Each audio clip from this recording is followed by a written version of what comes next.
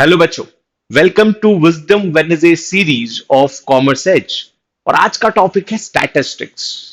हम सब लोगों ने क्लास 11th में स्टैटिस्टिक्स पढ़ा है, या तो हम में से कुछ लोग स्टैटिस्टिक्स पढ़ रहे हैं।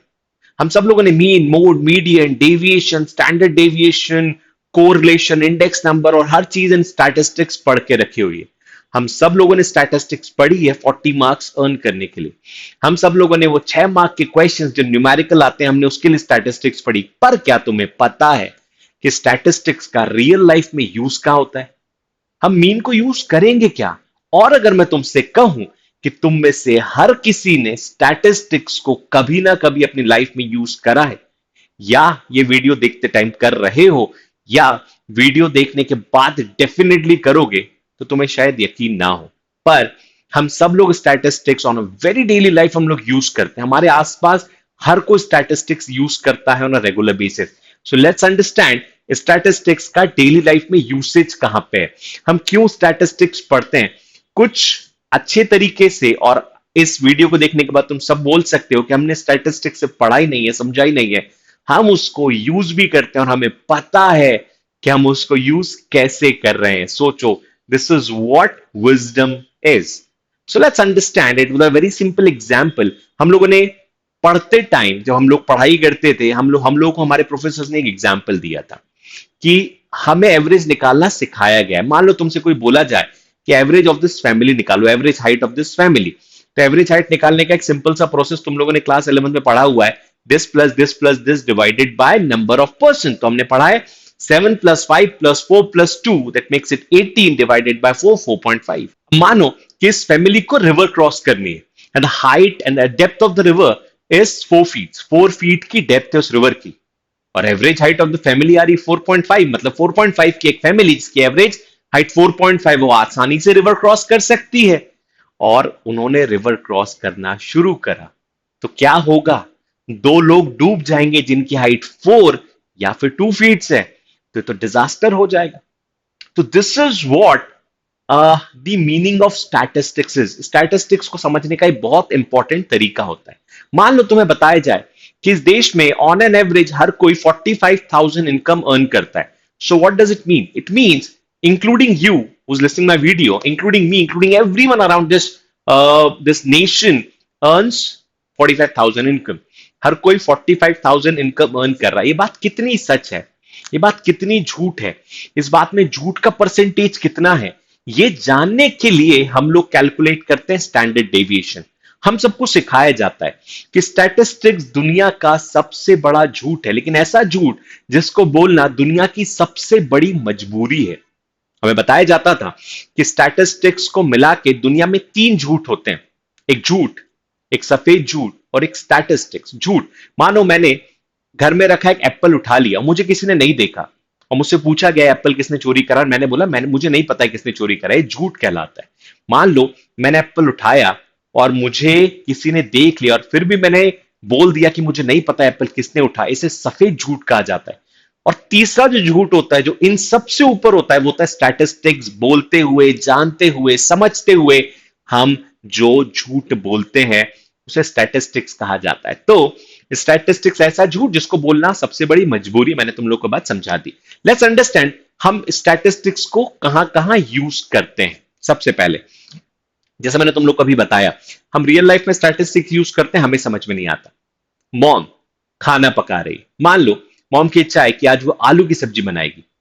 आलू की सब्जी बनाते टाइम मॉम ने पैन में आलू की सब्जी को गर्म करा, आलू की सब्जी बनाना शुरू करी। मॉम कैसे चेक करेगी कि आलू की सब्जी सही बनी या नहीं बनी? या तुम लोग एग्जाम्पल चावल का ले सकते हो, तुम लोग एग्जाम्पल दाल का ले सकते हो, जो भी तुम्हारी फेवरेट सब्जी उसका ले सकते हो। सो मान लो अभी मेरे एग्जाम्पल पे अपन रहते हैं, मान लो आलू की सब्जी का एग्जाम्पल हमारे सामने है। मॉम चेक करेगी आलू की सब्जी पकी है कि नहीं पकी। तुम लोग अपने मन में इसका आंसर देना। क्या वो सब्जी, क्या वो जो पैन में चेक करना है, क्या वो बीच से चेक करेगी या कॉर्नर से? सो शील डेफिनेटली चेक द वेजिटेबल कि वो पकी है कि नहीं पकी from the corner of the pan. You know what is the reason? कि अगर कॉर्नर ऑफ द पैन पक चुका है तो बीच की सब्जी डेफिनेटली पकी होगी। मतलब the sample size should be the best representation of the entire population. हम सब पढ़ चुके हैं कि हमने सैंपलिंग कर ली, मॉम ने सैंपलिंग कर ली। मॉम ने एक सब्जी को टेस्ट करा, मॉम ने चेक करा, मॉम ने बोला सब्जी पक गई है, मतलब सारी सब्जी पक चुकी होगी। So this is what a sampling is, which should represent the entire population at its best way. Statistics हम यहां यूज करते हैं। सेकेंड, मान लो मुझे किसी ने पूछा, मेरे एक दोस्त ने, कि मुझे पर्टिकुलर बुक परचेस करनी इकोनॉमिक्स की, मैं कहां से परचेस करूं? मैंने उसको बोला कि जाओ एक पर्टिकुलर बुक स्टोर है वहां पे परचेस कर लो। उसने बोला 100% मिल जाएगी। मैंने कहा 95% तुम्हें बुक मिलनी ही मिलनी। Go, don't search for anywhere for the book, go and purchase the book, 95% there are chances कि बुक मिल जाएगी। What does it mean? It means 5% error chances है इन माय मीन कैलकुलेशन। मतलब मैं जितनी बार भी गया हूं, 95% सक्सेस रेट है मेरे बुक को परचेज करने का, 5% टाइम में सक्सेसफुल नहीं हुआ। मतलब मैं जो एवरेज निकालता हूं, उस एवरेज में देर आर डेविएशन ऑफ 5%। 5% मिल भी सकती है, 5% नहीं भी मिल सकती। What is deviation here means? हम जब डेविएशन कैलकुलेट करते हैं, डेविएशन का मतलब क्या होता है? प्लस और माइनस दोनों के साइड एक डेविएशन आ सकता है। दैट सिंपली मींस कि डेविएशन बोलता है कि मिलना और नहीं मिलने के chances plus minus this is what deviation is. So ये हम डेविएशन मल्टीपल टाइम यूज करते हैं। कितनी बार हमने बोला होगा 95% चांस है कि ऐसा हो जाए, 80% चांस ऐसा हो जाए। डॉक्टर्स अपनी रिपोर्ट में बोलते हैं अगर हमने इसका ट्रीटमेंट करा इस पर्टिकुलर इलाज का तो 99% तो ये ठीक हो जाएगा। What is 1%? 1% is the deviation जिसमें उनका एक्सपीरियंस बोलता है कि ये ठीक नहीं हुआ होगा। सो हमने स्टैटिस्टिक्स को यूज कर लिया। नेक्स्ट, हम सब क्रिकेट देखते हैं, हम सब ने रिसेंटली भी क्रिकेट मैचेस देखे होंगे, हम सब आईपीएल के बहुत बड़े फैन होंगे, हम वर्ल्ड कप देखते होंगे और साथ में हम करते होंगे क्रिकेट की कमेंट्री। हम सब के अंदर का कमेंटेटर वहां पे जिंदा हो जाता है, यार बस ये और होने से ये हो जाएगा, इतने रन रेट पे बना लो, तुम लोग डेफिनेटली जीत जाओगे। ऐसी बहुत सी क्रिकेट कमेंट्री हम अपने लाइफ में करते आए और हम नहीं मानते हैं क्रिकेट कमेंट्री। हमें नहीं समझ में आता कि ग्राउंड में खेलना और यहां घर बैठे क्रिकेट कमेंट्री करना, एसी बॉक्स में बहुत बड़ा डिफरेंस आता है। बट फिर भी हमारे अंदर का क्रिकेट प्रेमी उस चीज को रोकता ही नहीं है कभी। हम बोलते नहीं हम क्रिकेट कमेंट्री करेंगे। So cricket commentary is exactly based on statistics कि आई एम डेफिनेटली श्योर कि अगर अगले ओवर और उसके अगले ओवर में इतने रन बन जाए तो इंडिया जीत जाएगी, या फिर इतना अगर स्ट्राइक रेट होगा तो इंडिया जीत जाएगी, या फिर अगर विराट कोहली यहां तक खेल गया तो इंडिया जीत जाएगी। ये मैंने कैसे सोचा? मेरा स्टैटिस्टिकल कैलकुलेशन ये बात बोलता है कि जब जब विराट कोहली यहां तक खेला है, जब जब रोहित शर्मा ने 150 प्लस बना दिए हैं, इंडिया जीतती है।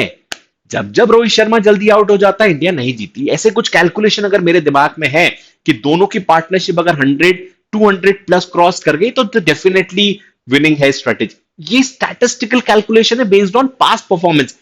मेरे मीन कैलकुलेशन इस चीज को बोलता है, मेरा मोड बोलता है most of the time. Mode याद करो, मोड तुम लोग कैसे पढ़ते हो? मोस्ट ऑफ द टाइम जो चीज हुई है हम मान लेते हैं वो चीज होगी। दिस इज मोड का कैलकुलेशन। द नेक्स्ट इज एक झूठ जो हम बहुत बार बोलते हैं, हम डेली बोलते हैं, बस मम्मी 5 मिनट में पहुंच रहा हूं, बस पापा 5 मिनट में पहुंच गया, मैं बस रास्ते में हूं। ये हम कैसे अज्यूम करते हैं? हम जब जब उस ट्रैफिक को क्रॉस करते हैं, हम जब जब ट्रेवल करते हैं, विद इन 5 मिनट्स हम पहुंच जाते हैं, एक्सक्लूडिंग बहुत सारी चीजें। मतलब अगर बाकी चीजें इंक्लूड ना हो तो हम 5 मिनट में पहुंचते हैं। This is what statistics is. So ऐसी बहुत से स्टैटिस्टिक्स हम अपनी रियल लाइफ में यूज करते हैं। अब लेट्स अंडरस्टैंड, ये तो बातें हुई हमारी डेली लाइफ की जिसको हम यूज करते हैं। लेट्स अंडरस्टैंड और कहां कहां पे स्टैटिस्टिक्स हमारे आसपास प्रोफेशनली या पर्सनली यूज होती है। सबसे पहले वेदर फोरकास्ट। वेदर फोरकास्ट करते टाइम स्टैटिस्टिक्स का यूज होता है, ये बात हम सबको पता है, पर हम ध्यान नहीं दे पाते। हम सब बोलते हैं, ये लोग बोलते तो हैं वेदर फोरकास्ट करने वाले लोग कि आज बारिश होगी और आज बारिश नहीं होती। ये फोरकास्ट होता है on the basis of statistical calculation of few days, या फिर the weather report of upcoming days. अगर हमें पता लगाना है कि इस पर्टिकुलर हिल स्टेशन में जाना अभी कितना सही होगा, सोच के तो गए थे बर्फ गिरेगी लेकिन बर्फ नहीं गिरी, हमने कुछ वेदर फोरकास्ट, हम खुद अपने वेदर फोरकास्ट करते हैं। हमने देखा लास्ट के 5 सालों में इस पर्टिकुलर वीक में वहां पे बर्फ गिरी है, so let's move on to this hill station particular week, पर बर्फ नहीं गिरी। तो हमारी वेदर फोरकास्ट झूठ भी हो सकती है, क्योंकि स्टैटिस्टिक्स में झूठ होता है, पर हमारी फोरकास्ट काफी हद तक साइंटिफिक बेस्ड होती है। Statistics is more of a scientific based. So हम वेदर फोरकास्ट करते हैं, वेदर फोरकास्ट हमारे आसपास होती है। Second is emergency preparedness, weather forecast से रिलेटेड ये चीज है, सुनामी, अर्थक्वेक, ऐसी बहुत सी इमरजेंसी सिचुएशन आती है हमारे आसपास नेचुरल बेसिस पे, टॉर्नेडोज आते हैं, बहुत सारे इश्यूज हमारे आसपास वेदर से रिलेटेड होते हैं, नेचुरल फेनोमेनाज होते हैं। हम इसका स्टैटिस्टिकल कैलकुलेशन करके बहुत सी होने वाले नुकसान को पहले ही बचाया जा सकता है। So this is what importance of statistics is, कि ऐसा होने पे ये नुकसान हुआ था, इसको पहले से प्रिडिक्ट कर लो और इससे पहले से सेफ हो जाओ। The next is predicting disease.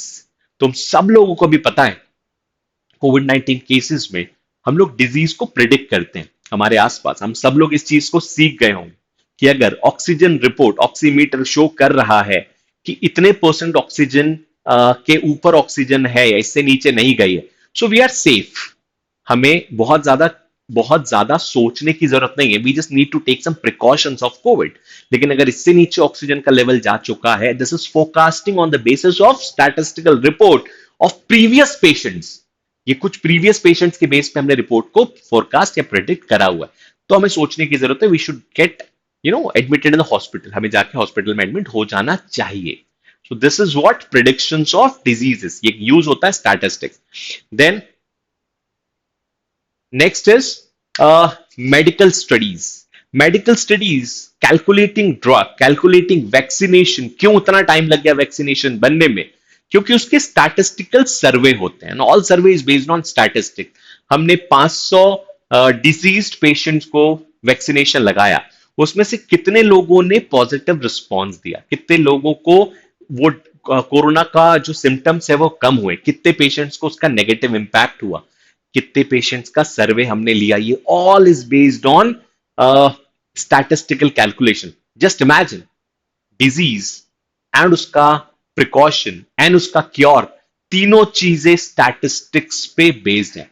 The entire system of vaccination of corona जो हमारे आसपास अभी आ रहा है, this was somehow based on statistic. ये पूरे स्टैटिस्टिकल कैलकुलेशन होंगे, यहाँ पे mean, mode, median, deviations, correlations, ये सारे कैलकुलेशंस यूज हुए होंगे जो तुम लोग 40 नंबर लाने के लिए करते हो। मतलब ये सिर्फ 40 नंबर लाने का स्ट्रेटेजी नहीं, या फिर ये सिर्फ क्लास 11 तक का रोल नहीं है, इसके बाद भी तुम्हारे कैलकुलेशंस यूज होंगे। Genetics, genetical study medical study का ही एक पार्ट होता है कि जेनेटिकल कैलकुलेशन होते हैं कि अगर ये सिम्टम्स पेरेंट में है तो देयर आर चांसेस कि 100 में से, तुम लोगों ने कभी सुना होगा, 100 में से किसी एक को ये सिम्टम होते हैं, 1000 में से किसी एक चाइल्ड को अपने पेरेंट्स का ये वाला सिम्टम कैरी होता है। ये जेनेटिकल कैलकुलेशंस में काउंट होता है। This is all based on statistical calculation. Political campaign, अभी रिसेंटली बहुत सारे पॉलिटिकल कैंपेन तुमने देखे होंगे, पॉलिटिकल प्रेडिक्शंस तुमने देखे होंगे, या फिर एग्जिट पोल तुम लोगों ने देखा होगा कि अगर इतनी जनता उस पॉलिटिकल रैली में आ गई इस पर्टिकुलर जगह पे, so the chances of winning. Exit poll होता है, एग्जिट पोल होता है on the base of calculation. हम रैंडमली सैंपल सेलेक्ट करते हैं, न्यूज चैनल्स का काम होता है, they select random samples, every fifth person is a sample मान लेते हैं, उनसे उन्होंने पूछा किस पार्टी को वोट दिया, on the basis of that calculation they predict कौन सी पार्टी जीतने वाली है, और एक प्रिडिक्शन कैलकुलेशन पहले ही आ जाता है। So all the political campaigns are based on pure statistical calculation, collection of data, organization of data, presentation of data, mean, mode, median, standard deviation, all the chapters you read in class 11 or you're reading in class 11th. The next is insurance company. The entire insurance company is based on three pillars. Fourth is obviously money. The three pillars, the base of three pillars of insurance industry is economics, mathematics, and the most important one is statistics. Economics for the current economic scenario, mathematics for calculation, and statistics for predictions of the person. कितने percent, हम कितने percent chances हैं कि एक particular person at this age जिसकी death हो जाती है, या कितने परसेंट एक्सीडेंट प्रोन एरियाज है, कहां पे एक्सीडेंट ज्यादा होते हैं। सो इंश्योरेंस का प्रीमियम डिसाइड यही यही चीज करती है। एक पर्टिकुलर एज में इंश्योरेंस कितना होगा, as age grows, age rises, insurance का परसेंटेज, इंश्योरेंस का प्रीमियम कम हो जाता है। एज एज डिक्रीजेस, इंश्योरेंस का प्रीमियम कम होता है, एज के साथ इंश्योरेंस का प्रीमियम ज्यादा होता जाता है। This prediction is based on statistical calculations. Then consumer good, तुम सब लोगों ने देखा होगा, when you enter Walmart, when you enter Best Price, when you enter Reliance fresh और एनी एरिया जहां पे शॉपिंग होती है, या फिर अमेजोन में या फिर फ्लिपकार्ट में जब तुम एंटर करते हो, तो तुमने एक चीज पर्टिकुलरली नोटिस करी होगी, कुछ पर्टिकुलर गुड्स, सपोज तुमने बेस्ट प्राइस में रिलायंस स्मार्ट में या डी मार्ट में या वॉलमार्ट में तुमने एंट्री ली, और तुम्हें पता चला इस पर्टिकुलर शॉपिंग मार्ट में एक particular type of range of products हमेशा स्टार्टिंग में दिखती है। एक सीक्वेंस होता है, यहां उसके बाद ये, उसके बाद ये, एक सीक्वेंस पे ही पूरा अरेंजमेंट होता है। ये सीक्वेंस अरेंजमेंट क्यों रखा जाता है? या फिर once you enter Amazon area, once you enter Flipkart area, तो पता चलेगा एक सीक्वेंस वहां पे भी मेंटेन है, एक सीक्वेंस की तरह काम होता है। This sequence is based on past analysis of the consumers, कि कंज्यूमर्स क्या पहले परचेस करता है, किसके बाद क्या परचेस करता है। ये एनालिसिस, ये स्टैटिस्टिकल कैलकुलेशन, ट्रस्ट मी, ये इतना स्ट्रांग होता है कि बिजनेस को ग्रो करता है। सो बिजनेस ग्रोथ स्टैटिस्टिकल मॉडल पे बेस्ड होता है, हमारे past analysis of the consumer पे बेस्ड होता है।